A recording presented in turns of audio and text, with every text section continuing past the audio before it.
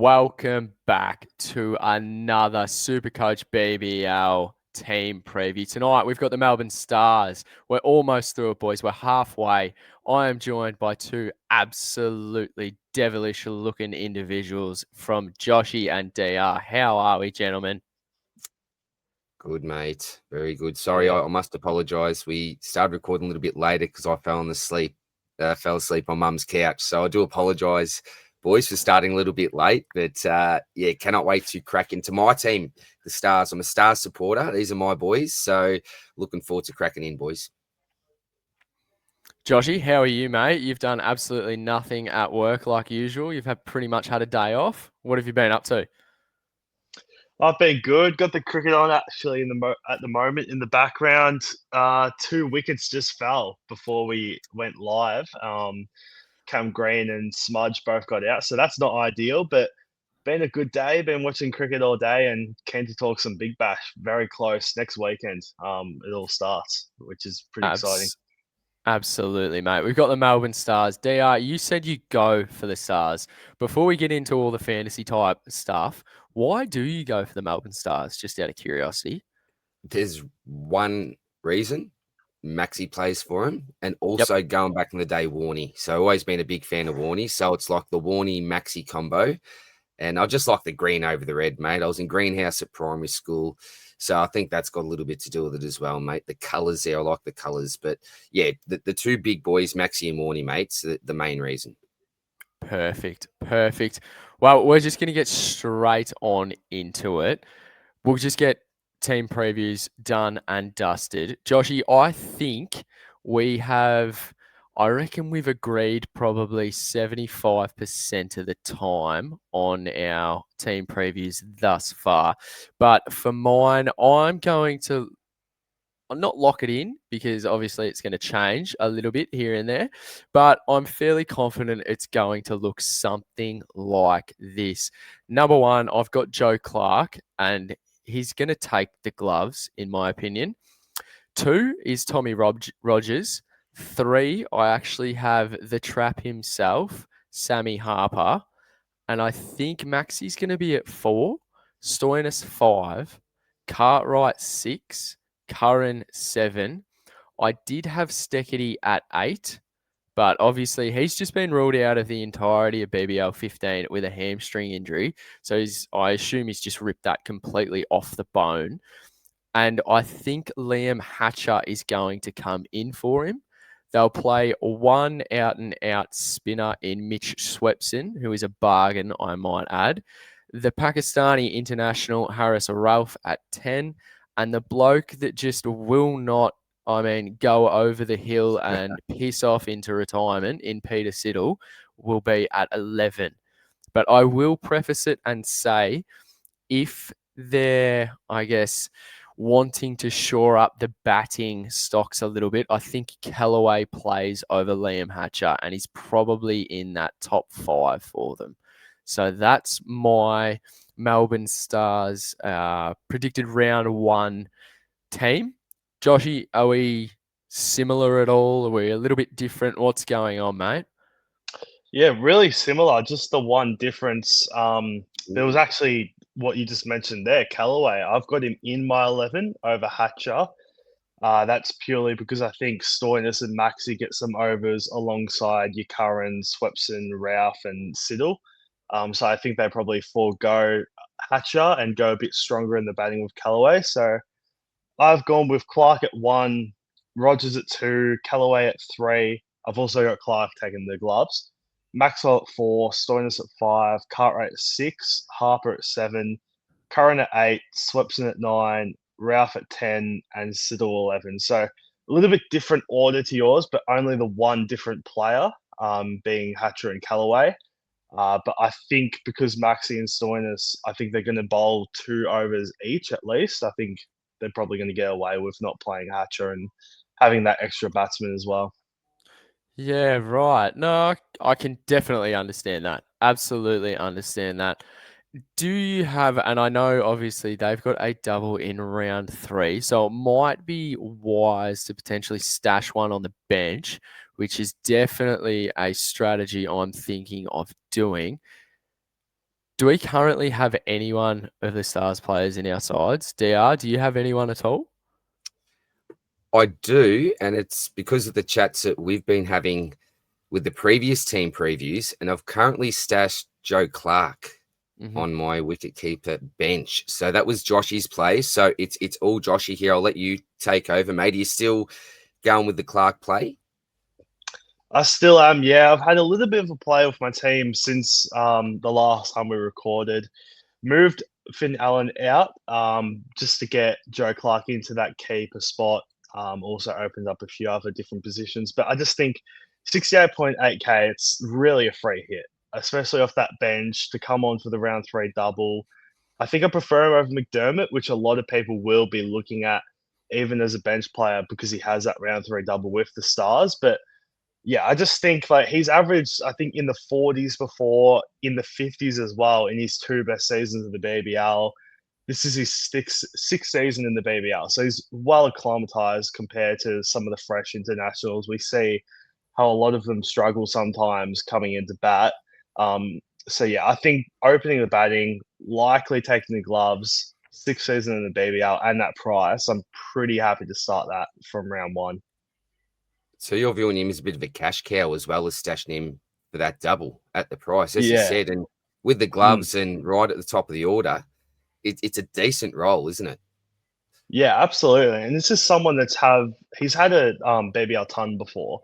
So he was out of form leading into last year, but I've had a look at his numbers throughout this year, and he's in a lot better form than he was last year. I think in the 100, he was averaging 50 something SuperCoach points with a batting average of nearly 30 and a strike rate over 150. So he's in a lot better form. Currently playing in that T10 league that Tim David's absolutely blitzing at the moment. Nowhere near as good as Tim David at the moment in terms of form, but I like to go off the 100 and the MLC, a couple of those more reputable comps, IPL as well, leading into the BBL. And yeah, Joe Clark's form looks a lot better than last year, that's for sure. At the same price point, someone else that is very, very similar to Joe Clark, Sammy Harper. No love there. He's in form. He's in form. Why are you so against it? I want to know. Well, not for me. I mean, you had him at 3, but I've got Callaway in instead of you, so I've actually got Harper at 7. And That he just, fell it out. just seems like a waste, honestly. Like, Well, why look at pick him? last season. Look at last season. He fell out of favor, and that's where he was. It's Like, yeah, it's. I don't know. I don't like it. I think, as we both agreed on, I think Clark gets the gloves, so he probably loses those up to 10 to 30 points per game as keeper stats. And he's just in the BBL, not just last year, but the year before that, and I think the season before that as well. He's just been hopeless with the bat. He's really fallen our favour at the Stars. I mean, his state form's not too bad at the moment, but it's more so first class than white ball cricket. So that's a bit of concern. Yeah, for the exact same price, I would rather the international they're bringing in that, is playing these international domestic comps all around the world rather than Sam Harper, who just plays Australian cricket and, yeah, not much more than that. now this is completely not Supercoach relevant, but a weird stat for you both and whoever actually cares, probably not many, whoever's listening on the audio or watching on YouTube, but Joe Clark has actually played more recently for Victoria than he has England. Do you know that? It doesn't surprise me because of that weird competition last year Yeah. in the Guyana Super League of whatever Yeah, it was like There the you go. Oh, God. it was just a very, very sloppy put together league, and Victoria had one of the most I don't know how you'd say it, most interesting licorice bag of all sorts 11 Yeah. you could imagine. It was insane, but I And that, guess yeah. yeah, Oh, that's a that little bit was of part trivia. of his bad form as well. That was part of his bad form. He was not even good in that league, and the quality of No, bowling was no. shocking. Whereas this Oh year, yeah, looking at his form, he's actually in form, and I think he can get back to that 40+ average that he's done twice already in the Big Bash. Oh, if he does that, then it's an easy, successful pick. Simple as that. Yeah, Simple as that. absolutely. What about the internationals? Like Stars have historically, I don't know if you'd call them. Would you call them the biggest team in the BBL? I think so. Like franchise-wise, they've probably got the most Yeah, supporters. like that. Alongside Perth. They've always attracted big name internationals like Yeah. Kevin Peterson, Luke Wright, and not Warney even an even international. domestically. Yeah, Warney. I mean, everyone's basically had a stint there, to be fair. But when I look at what I think their round one team is going to be, you've obviously got Clark as taking one of the international spots. You've got Curran as well and Harris Ralph. Are we thinking of starting any of them? Like, and I know we just spoke about Clark, but realistically, say he's not a wicket keeper. Say he's just got the bat only tag. Are you starting any of them? I'd still probably start Clark at 68.8K as the opening batsman. Like I just think that price is such a free hit with the round 3 double. Curran's been in and out, but Ralph at 150K I would not start just because the price tag. It's fine to have a look at him, I think. Yeah. But yeah, Curran has been in and out. Like I'm pretty sure he started, and this was a few seasons ago. I'm pretty sure he started close to or over 200K before in Yep. SuperCoach. So yeah, just Clark at the moment, but Curran actually has been in and out of my side. DR, do you have any love for maybe a Harris Ralph or a Tommy Curran at all? Or is it just a flat no and just play it safe? At this stage, it is. Yeah, at this stage, it is. It's not like I don't have any love for the blokes at all, but I just don't think it's worth starting him. I've got other priorities, I think, at this stage, and other blokes I'd rather have ahead of them at a cheaper price, especially looking at someone like a Ralph. So not at this stage, Scobes, but certainly look to get a couple of men in before the buy, which we'll talk about a little bit later. Who is the best pick in the Melbourne Stars team, in your opinion? Well, it's Maxi if we're not going off price. And then Stoinis isn't far off, especially with the Steckity injury. I think he gets a bit more overs. DR, would you? I mean, I think I would agree with what Joshy just said. Oh, absolutely. If you've taken price out of it. But apart from that, I really like the Clark pick as that starting pick. But I think that, geez, you imagine not owning Maxi on that double. It's a scary proposition. So yeah, you just Absolutely. can't go past that, I don't think, mate. Absolutely. Absolutely. And I think that's why you'll need to potentially move a few pieces around a little bit earlier to get, like, if Stoinis comes out rounds 1 and 2 and he's consistently bowling, maybe not his 4 overs, but say 3, I think we know Maxi's going to bowl as well. You want those guys in with obviously your other star players. I don't think you want to be chopping and changing premium for premium, so to speak. So hopefully like a cash cow that's fattened up, and then you've got maybe one of those lesser players that you can flip to as well to bring in, like, and I'll say if Stoinis is bowling consistently, then I'll definitely be keen on him. But if he's going to be at 5 and not bowling, then I think that's an easier fade than Maxwell. Is that fair statement? Yeah, it's all about the Hopefully. bowling for Stoinis, so I agree. Does his bowling stocks increase now? Because it doesn't seem to matter. Like, they could have played nine batsmen, and he still wouldn't have gotten a bowl last year. Like, it was just from what he did, it dropped off the face of the earth. I think his bowling was up a bit last year. Like there was a few games he did have 3 to 4 overs. I had a No, look I mean, through. like, no, I absolutely, like, firstly, I completely agree with that. I'm talking about like the comparison now. He's batting at 5, not guaranteed 3+ every single game, from when he was an out and out. Like, we're talking, you don't start a season without Marcus Stoinis opening the batting and bowling 4 overs. Like, that drop, almost Darcy Short levels of drop off. Yeah, but I mean, he's coming in at nearly 150k, 55 average last season, so he had a good year.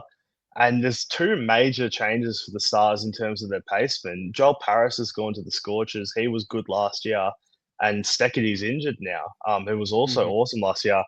So much so he's the highest price player in Supercoach, which still baffles me to look at. But they're two they're two pacemen that are out of that side, and Stoinis bowling for Australia. He's similar to Hardy, where they bowl for Australia, but they don't really bowl for their franchise in BBL, which just makes no sense to me. But I don't with get those that. two out, big outs in Secchi and Paris, I think Stoinis this year, even though he's batting at 5, is going to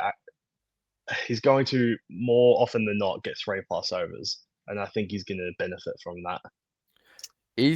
Oh no, go DR. What were you going to say? No, look, I think after hearing that, there's a couple of things that I've noticed. That the first thing is, and this is why I'm not keen to start the man. There are still question marks at the moment. So you blokes with pretty good knowledge here are still questioning, look, how often is he going to bowl? There's different options. So given the fact there's question marks there, the other thing that Joshy touched on was his price as well. He's not too cheap to miss.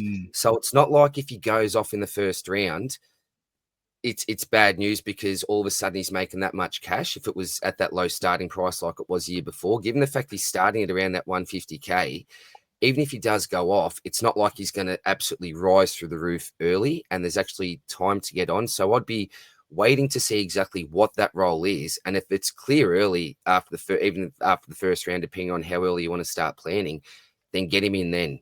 But that's why I'm not too keen to start him. I don't think that he's at that price where you're going to miss out too much. Yep. No, I completely agree. I mean, I'm more than happy to just wait and see on that. And I mean, if he pops off, he pops off, and then you work around that. But wouldn't say fairly confident. I'm probably about 65-35 that he's not going to be in my trade plans until that double. Like, I think I'm pretty happy to say that. There is one bloke that I want to get both of your opinions on, and he's an absolute superstar. He's cheap as chips. Why is Mitchell Swepson going to be the number one spinner of BBL 15? What's stopping him?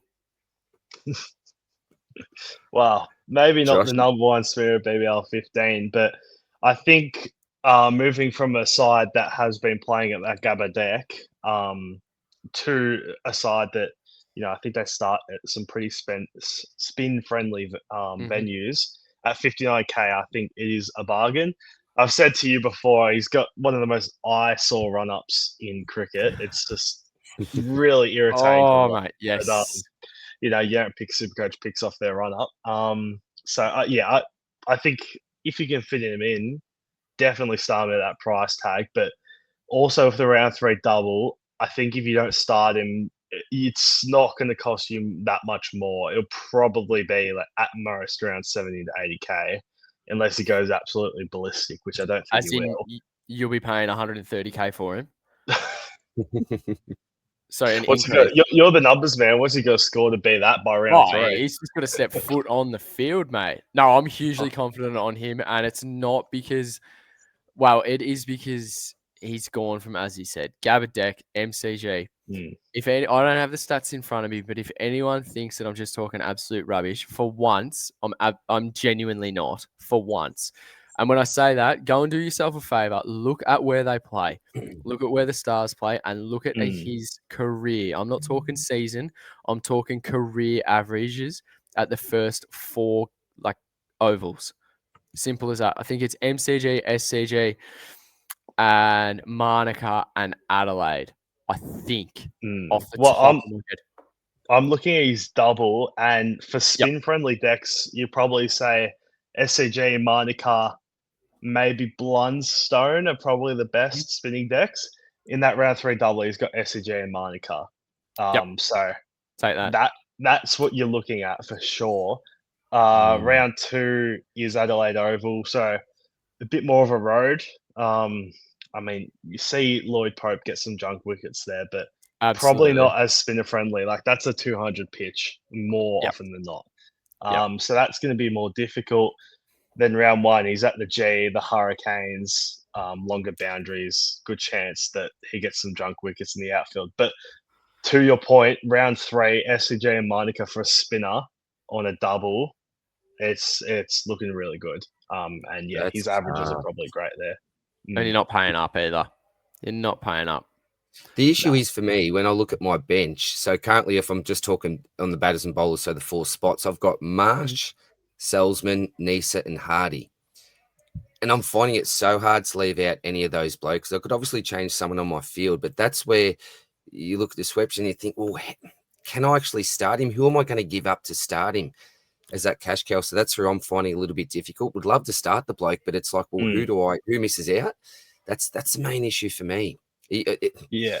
Are you guys in the same position? If Nisa's still in that test squad, and that's the third test. Well, yeah. But in a way, I want to replace him with almost a round 2 double. But am I focusing too much on the doubles? Maybe get that extra cash cow. Could be worth it in the long run. Preparing for that round 3, it's a tough one. And that's what makes this game hard. And different strategies, who knows? I mean, if you knew the answer to that, when we'd all like to know it. And the thing with Swepson not starting it, I guess, is the most, like, if we're being realistic, the most his price will be at for that round 3 double is 70 to 80k at the most. I don't think he'll go over that. And the reason that would be or handy, 180. the reason that would be handy not starting with is because out of your Hurricanes, you've obviously got Mitch Owen at 190k, you got Alice at 150k. You won't be trading them to get stars in because you're keeping them for that round 3 double. Whereas you look at the Sixers, the most is maybe Dorsus on that 140k. You've got to try and find this cash to get Maxi in at 200k, Stoinis in at 140, and then you're probably looking at other players higher priced as well in that round 2 double with Chris Green and the likes of that. So I think having someone like Swepson to, downgrade a Dorsus at 140k to Swepson at 80k actually gives you that cash that you need for Maxi and Stoinis. So I think that's kind of a benefit of not starting Swepson because you're still going to get him on the cheap in round 3, and you're really not going to have much assets to trade out because you're keeping Owen, you're keeping Alice, and the others really not much price tag on their head. Lovely. That's a really good point. Can I ask one question here? Is this a good play, boys? So, round 3, the Stars have obviously got the double. Maxi comes in. Round 4, they've got the bye. Is it as easy as getting Maxi out, getting a Connolly in, next week's double, then back to Maxi? Or Scobes, do you reckon that's an absolute waste? Can we afford to sit Maxwell on the bench for a week? Let's just say he's at his current price. Is that a silly thing to do? Is it a waste?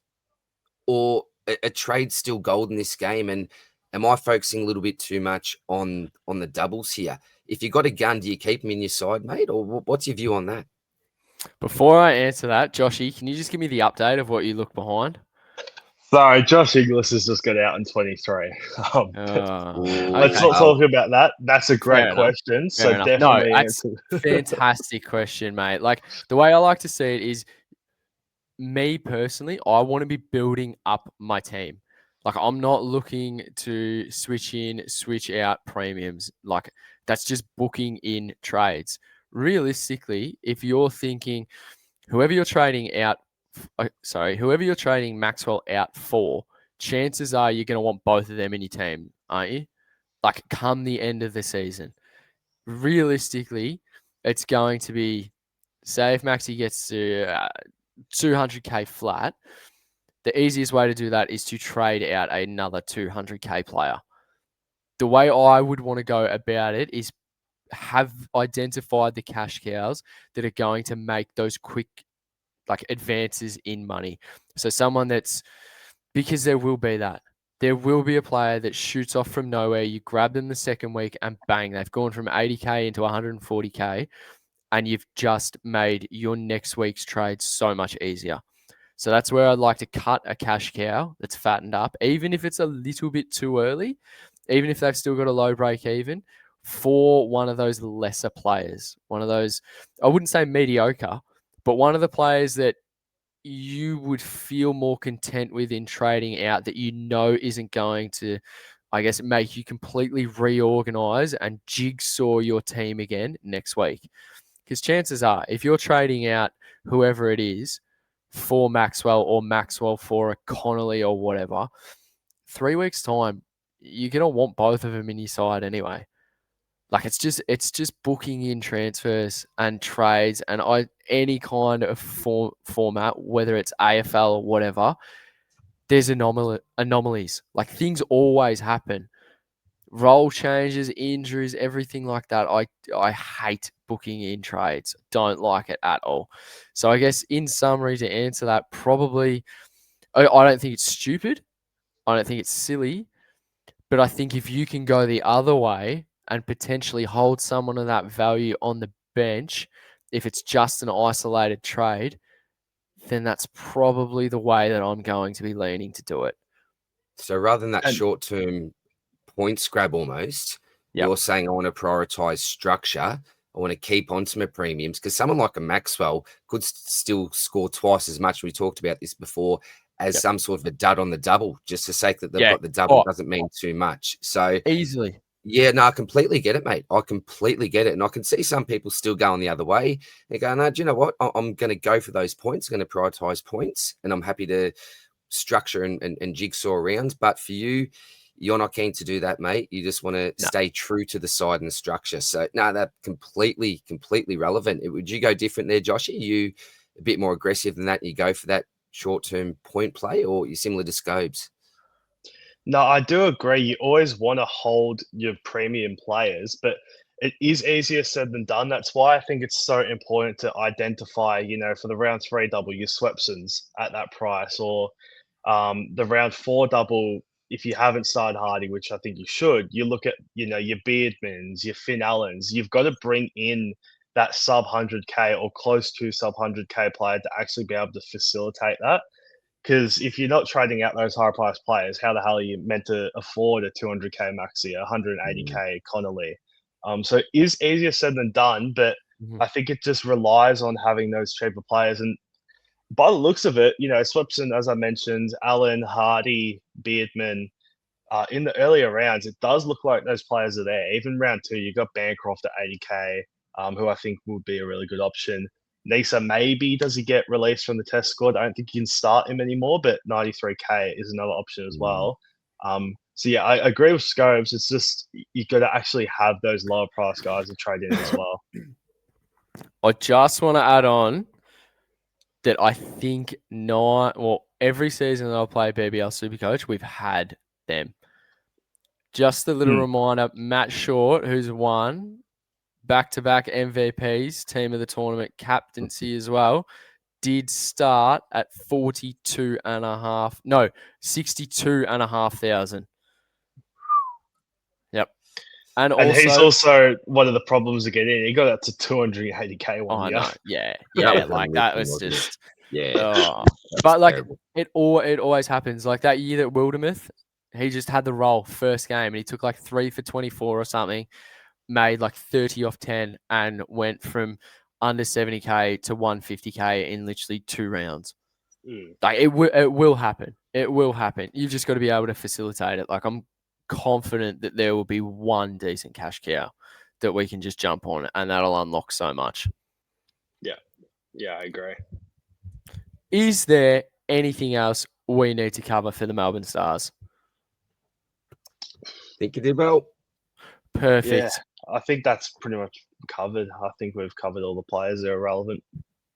Before we go, I just want to say, for my own peace of mind and my own, I guess, mental happiness, it is so nice not seeing Nathan Colton-Nile on that list, because the temptation I used to get in picking him, and every single double, he'd only play 1 game. So yeah, that's all I wanted to add. But for those on the audio, thank you so much if you've tuned in for so long. If you're watching on the video on YouTube, thank you once again.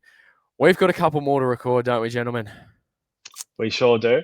We sure do. Absolutely. Relevant Absolutely. sides too. Relevant sides. Yes, probably. Well, besides Hurricanes, probably the most relevant sides, to be fair. Anyway, we're off. We're going to get straight to that. So thank you to everyone that has listened or watched us on the videos. Make sure if you disagree with anything that we've said, or you actually agree with maybe 2% of some of the garbage we've reiterated tonight, let us know. Make sure to like, comment, and sub, and we'll see you next time. Enjoy. Peace.